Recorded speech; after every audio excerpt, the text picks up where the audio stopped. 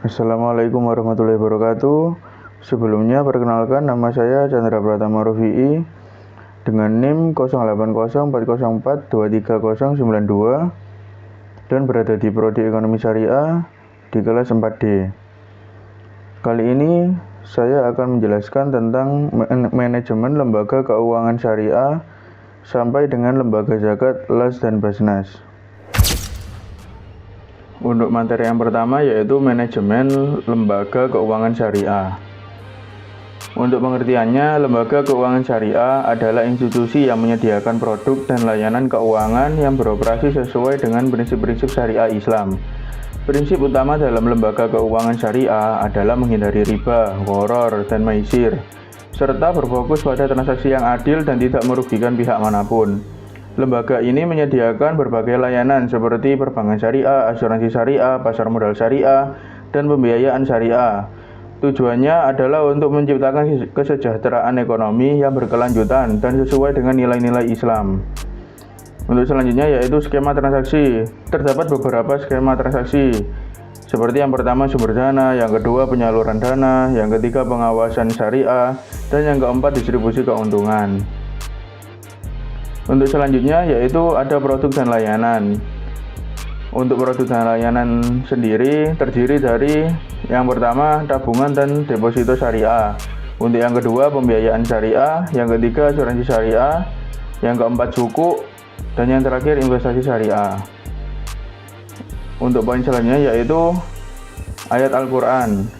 Yang pertama, larangan riba pada surat Al-Baqarah ayat 275. Orang-orang memakan riba tidak dapat berdiri melainkan seperti berdirinya orang yang kemasukan syaitan lantaran penyakit gila. Yang demikian itu adalah karena mereka berkata, sesungguhnya jual beli itu sama dengan riba, padahal Allah telah menghalalkan jual beli dan mengharamkan riba. Untuk yang kedua yaitu prinsip keadilan dalam transaksi. Terdapat di surat Al-Baqarah ayat 282. Wahai orang-orang yang beriman, apabila kamu bermuamalah atau bertransaksi dengan hutang piutang untuk waktu yang ditentukan, maka hendaklah kamu menulisnya, dan hendaklah saksi itu 2 orang dari kalangan kamu. Jika tidak ada 2 orang laki-laki, maka seorang laki-laki dan 2 orang perempuan. Yang ketiga yaitu menghindari ketidakpastian yang disebut dengan gharar. Terdapat di surat Al-Baqarah ayat 188 yang artinya, dan janganlah kamu makan harta sesama kamu dengan cara yang batil, dan janganlah kamu membawa urusan itu kepada hakim-hakim, agar kamu dapat memakan sebagian harta orang lain dengan cara yang salah, padahal kamu mengetahuinya. Untuk poin terakhir yaitu implementasi manajemen terhadap lembaga keuangan syariah. Yang pertama yaitu manajemen strategis. Menetapkan visi misi dan tujuan jangka panjang lembaga yang sejalan dengan prinsip syariah. Yang kedua manajemen operasional. Mengelola transaksi harian lembaga keuangan syariah dengan efisien. Yang ketiga manajemen resiko. Menerapkan kebijakan untuk mengidentifikasi dan mengelola berbagai resiko yang mungkin muncul seperti resiko pasar, resiko kredit, dan resiko operasional. Yang keempat, manajemen kepatuhan syariah. Memastikan seluruh transaksi dan produk yang ditawarkan sesuai dengan hukum syariah melalui pengawasan DPS. Untuk yang terakhir yaitu manajemen sumber daya manusia yang biasa kita sebut dengan SDM. Untuk mengelola SDM dengan merekrut dan melatih staf yang memiliki pemahaman tentang prinsip syariah dan kompetensi di bidangnya, terutama di keuangan, untuk mendukung kelancaran operasional dan memastikan kepatuhan terhadap prinsip-prinsip Islam. Untuk materi selanjutnya, materi 2 yaitu Bank Syariah. Bank Syariah adalah lembaga keuangan yang menjalankan operasionalnya berdasarkan prinsip-prinsip hukum Islam atau syariah. Bank ini menyediakan produk dan layanan keuangan seperti simpanan, pembiayaan, dan investasi yang bebas dari unsur riba, gharar, dan maisir, serta mengedepankan keadilan dan transparansi dalam setiap transaksinya. Untuk prinsipnya yaitu tidak mengandung riba, bagi hasil, profit and loss sharing, dan keadilan. Untuk tujuannya mewujudkan kesejahteraan umat Yang kedua, meningkatkan inklusivitas ekonomi. Yang ketiga, stabilitas ekonomi. Dan yang terakhir, menjadi alternatif keuangan beretika. Untuk poin selanjutnya yaitu kegiatan di bank syariah. Yang pertama, sumber dana. Yang kedua, penyaluran dana. Yang ketiga, pengawasan syariah. Dan yang terakhir, distribusi. Produk dan layanan dari bank syariah. Yang pertama, penghimpunan dana, funding. Kedua, penyaluran dana, financing. Yang ketiga, ada jasa, service. Dan yang terakhir, ada sosial. Untuk ayat Al-Quran yang terdapat di bank syariah, menurut Jamil, dasar-dasar manajemen perbankan syariah dapat kita jumpai pada Quran Surat Asyad ayat 29 dan Quran Surat Al-Mu'minun ayat 68. Dalam hal tersebut, dasar-dasar manajemen bank syariah dikelompokkan menjadi 3 macam, yaitu yang pertama keadilan, yang kedua amanah dan bertanggung jawab, dan yang ketiga komunikatif. Implementasi manajemennya, yang pertama, prinsip kemitraan. Berdasarkan konsep kemitraan kesederhanaan, bank syariah memperlakukan nasabah menyimpan dana, penggunaan dana, dan bank dalam posisi yang setara, yang memungkinkan mereka untuk berfungsi secara mitra bisnis. Untuk yang kedua, prinsip keterbukaan. Untuk yang ketiga, prinsip universalitas, yaitu menyatakan bahwa bank tidak melakukan diskriminasi terhadap ras, agama, suku, dan kelompok masyarakat dalam menjalankan aktivitasnya. Hal ini didasarkan pada prinsip Islam, yaitu rahmatan lil alamin. Untuk yang keempat, prinsip ketentraman meliputi penerapan zakat harta dan tidak adanya riba, maisir, dan horor. Profil produk bank syariah menganut prinsip ketenangan. Dengan demikian, nasabah akan mendapatkan ketenangan lahir dan batin. Untuk materi 3, yaitu membahas tentang bank pembiayaan syariah yang biasa kita kenal dengan BPRS. Untuk pengertiannya, BPRS merupakan lembaga keuangan yang dibentuk untuk mengelola dana manusia dengan prinsip syariah tanpa unsur riba. BPRS berfungsi untuk membantu pengembangan usaha mikro kecil melalui berbagai produk pembiayaan yang mudah diakses. Untuk tujuannya, meningkatkan kesejahteraan umat Islam, terutama di bagian ekonomi. Yang kedua, menambah lapangan pekerjaan untuk mengurangi urbanisasi. Dan yang ketiga, membangun semangat ukhuwah Islamiyah melalui kegiatan ekonomi yang memberdayakan masyarakat. Untuk poin selanjutnya yaitu kegiatan BPRS. Yang pertama ada penghimpunan dana. BPRS menghimpun dana dari masyarakat dalam beberapa bentuk, seperti simpanan dan investasi. Untuk penyaluran dana, BPRS menyalurkan dana kepada nasabah melalui berbagai produk pembiayaan yang sesuai dengan prinsip syariah, termasuk pembiayaan bagi hasil, transaksi jual beli, pembiayaan sewa, dan pinjaman. Untuk selanjutnya yaitu penempatan dana. BPRS dapat menempatkan dananya dalam bentuk giro dan deposito. Untuk implementasi manajemennya, penerapan prinsip syariah dalam manajemen risiko. BPRS diwajibkan untuk menerapkan manajemen risiko yang sesuai dengan prinsip syariah, termasuk identifikasi dan pengukuran risiko, pengawasan oleh DPS, dan yang kedua, kebijakan dan prosedur manajemen risiko. BPRS harus menyusun kebijakan dan prosedur manajemen risiko yang jelas, yang mencakup limit risiko dan struktur organisasi. Sekian untuk materi yang ketiga. Untuk materi yang keempat yaitu asuransi syariah. Asuransi syariah adalah sistem asuransi yang beroperasi berdasarkan prinsip-prinsip syariah atau hukum Islam. Dalam asuransi syariah, peserta saling membantu dan berbagi risiko dengan cara yang adil dan tanpa melibatkan unsur riba, gharar, dan maisir.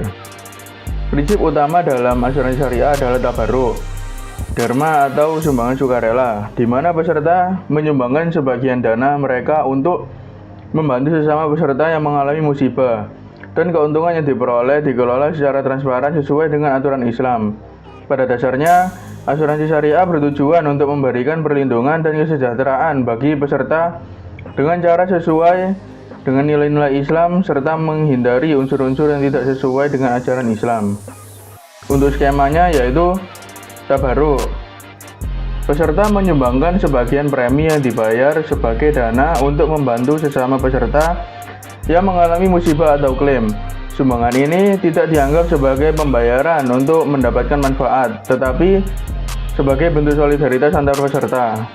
Selanjutnya, peserta policyholder, peserta asuransi syariah yang berperan sebagai pihak yang memberikan sumbangan dalam bentuk premi yang digunakan untuk dana tabarruk.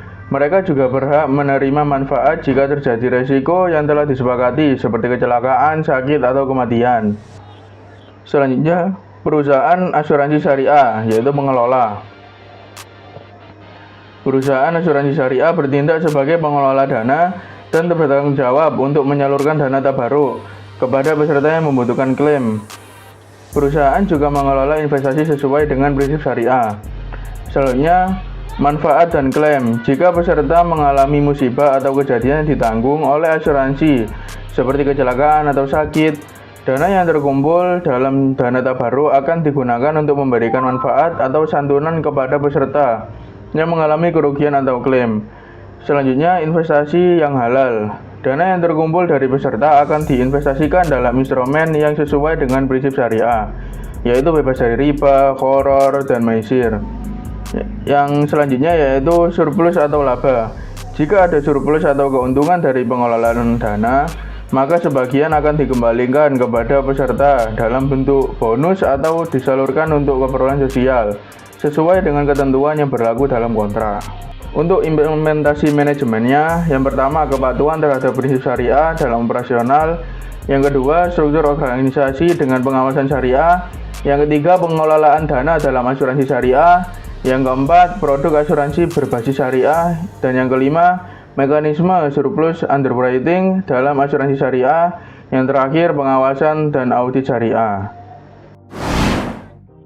Untuk selanjutnya materi 5 yaitu Baitul Mal wa Tamwil, atau yang kita sebut biasanya BMT. Baitul Mal wa Tamwil merupakan lembaga ekonomi atau keuangan syariah non-perbankan yang sifatnya informal. BMT memiliki pengertian dalam dua bahasa. Pengertian dalam bahasa Indonesia, Baitul Mal wa Tamwil adalah balai usaha mandiri terpadu yang berfokus pada pengembangan usaha produktif dan investasi untuk meningkatkan kualitas ekonomi pengusaha kecil, bawah, dan kecil. Dan pengertian dalam bahasa Arab menurut Rashid dan Pujastuti tahun 1999, BMT adalah sebuah lembaga ekonomi yang berbasis pada prinsip syariah dan koperasi. Untuk prinsip BMT, yang pertama prinsip syariah tanpa riba, yang kedua tolong-menolong, ta'awun, yang ketiga keadilan dan transparansi. Untuk tujuan BMT, yang pertama memberdayakan ekonomi umat, dan yang kedua memberikan akses keuangan yang mudah dan terjangkau, dan yang ketiga meningkatkan kemandirian dan kewirausahaan. Untuk kegiatan di BMT yaitu meliputi pembiayaan tabungan dan bantuan teknis, pembiayaan murabahah, pembiayaan ijarah, multi jasa, pembiayaan hawala, pembiayaan mudharabah, pembiayaan musyarakah, seperti tabungan arisan, tabungan kurban dan akikoh, tabungan idul fitri, tabungan berjangka, tabungan wadiah, tabungan pendidikan. Untuk implementasi manajemennya yaitu sektor perbankan. Bank Syariah menerapkan sistem bagi hasil bukan bunga yang sesuai dengan prinsip syariah. Produk keuangan yang ditawarkan Bank Syariah antara lain mudharabah, musyarakah, ijarah. Untuk selanjutnya yaitu sektor pemerintahan. Manajemen syariah dapat diterapkan dalam berbagai aspek manajemen, baik dalam bisnis, pemerintahan, atau organisasi lainnya. Selanjutnya yaitu materi yang terakhir, materi 6. Kita membahas tentang lembaga zakat. Untuk pengertiannya, zakat secara harfiah mempunyai makna kesucian, pertumbuhan, berkah. Menurut istilahnya, zakat berarti kewajiban seorang muslim untuk mengeluarkan nilai bersih dari kekayaannya yang tidak melebihi 1 nisab dan diberikan kepada mustahik dengan beberapa syarat yang telah ditentukan. Undang-Undang Nomor 38 Tahun 1999, Zakat. Zakat adalah harta yang wajib disisihkan oleh seorang muslim atau badan yang dimiliki oleh orang muslim sesuai dengan ketentuan agama untuk diberikan kepada yang berhak menerimanya. Poin selanjutnya yaitu lembaga pengelola zakat. Yang pertama yaitu Basnas. Basnas adalah lembaga yang mempunyai wewenang untuk melakukan pengelolaan zakat secara nasional. Basnas merupakan lembaga pemerintahan yang bersifat non-struktural, yang bersifat mandiri dan bertanggung jawab kepada Presiden melalui Menteri. Yang kedua yaitu LAS. Lembaga Amil Zakat adalah institusi pengelolaan zakat yang sepenuhnya dibentuk atas prakarsa masyarakat dan oleh masyarakat yang bergerak di bidang dakwah, pendidikan, sosial, dan kemaslahatan umat Islam. Poin selanjutnya yaitu hukum zakat. Hukum zakat adalah wajib bagi seorang muslim yang telah memenuhi syarat untuk menunaikan zakat. Banyak firman Allah Subhanahu wa taala yang menjadi dasar kehujahan zakat, di antaranya di ayat Al-Baqarah ayat 43. Bismillahirrahmanirrahim. Wa aqimus sholata wa atuz zakata warka'u ma'ar raki'in. Yang artinya, dan laksanakanlah sholat, tunaikanlah zakat, dan rukuklah beserta orang yang rukuk. Untuk poin selanjutnya yaitu manajemen pengelolaan zakat. Pengelolaan zakat adalah kegiatan perencanaan, pengorganisasian, pelaksanaan, dan pengawasan terhadap pengumpulan dan pendistribusian serta pendayagunaan zakat. Bagian yang tak terpisahkan dari pengelolaan zakat adalah muzaki dan harta yang dizakati, mustahik dan amil. Untuk poin selanjutnya yaitu asas-asas manajemen zakat. Yang pertama, syariat Islam pengelolaan zakat harus sesuai dengan prinsip-prinsip syariah. Yang kedua, amanah pengelola zakat harus dapat dipercaya dan bertanggung jawab dalam menjalankan tugasnya. Yang ketiga, kemanfaatan zakat harus memberikan manfaat yang maksimal bagi penerima. Yang keempat, keadilan distribusi zakat harus dilakukan secara adil dan merata. Yang kelima, kepastian hukum pengelolaan zakat harus memiliki dasar hukum yang jelas dan pasti. Yang keenam, terintegrasi pengelolaan zakat harus dilakukan secara terpadu dan menyeluruh. Yang ketujuh, akuntabilitas pengelolaan zakat. Untuk implementasi manajemennya, yang pertama, perencanaan lembaga zakat perlu membuat perencanaan strategis untuk mencapai tujuan jangka pendek dan jangka panjang. Untuk yang kedua, pengorganisasian pembagian tugas, wewenang, tanggung jawab, dan pendelegasian. Yang ketiga, pelaksanaan pemberian motivasi, bimbingan, dorongan, serta inspirasi kepada bawahan. Untuk yang keempat, pengawasan penetapan indikator kerja dan pengambilan keputusan, termasuk menetapkan alat pengukur, penilaian, evaluasi, dan tindakan perbaikan. Untuk yang terakhir, akuntabilitas Dewan Syariah. Dewan Syariah bertanggung jawab atas kebijakan syariah yang disampaikan kepada badan pengurus sebagai pedoman dalam mengelola dana ZIS.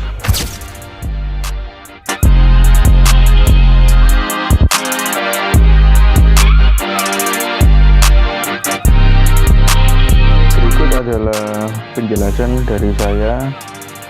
Mohon maaf bila ada salah kata saat saya menjelaskan atau mungkin ada kurang-kurangnya. Kurang lebihnya saya mohon maaf. Wabillahi taufiq wal hidayah. Wassalamualaikum warahmatullahi wabarakatuh.